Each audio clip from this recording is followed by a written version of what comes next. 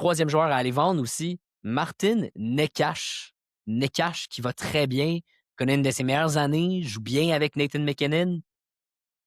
Pourquoi? C'est pas que je veux l'échanger. Le point avec Martin Necas, Il faut les je ne crois pas. Il faut l'échanger. Non, c'est pas ça le point.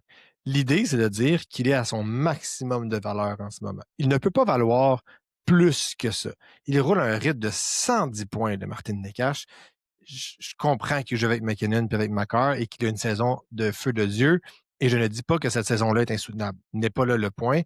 C'est seulement que c'est insoutenable sur une carrière.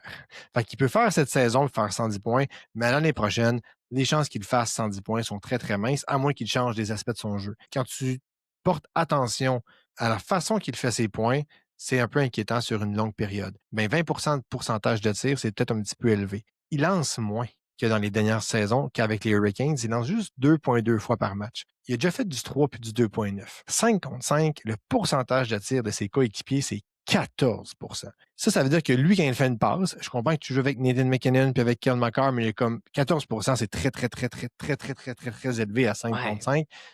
C'est pas vraiment soutenable sur une longue période, c'est-à-dire sur 2 ou 3 saisons. Il y a éventuellement une standardisation qui se fait dans ce genre de statistiques-là pour qu'on revienne à une moyenne peut-être un peu plus élevée que celle de la Ligue. Il faut savoir que celle de la Ligue en moyenne, c'est un petit peu en bas de 10 en 5 contre 5. Fait que quand tu es à 14, tu es quand même 50 au-dessus de la moyenne.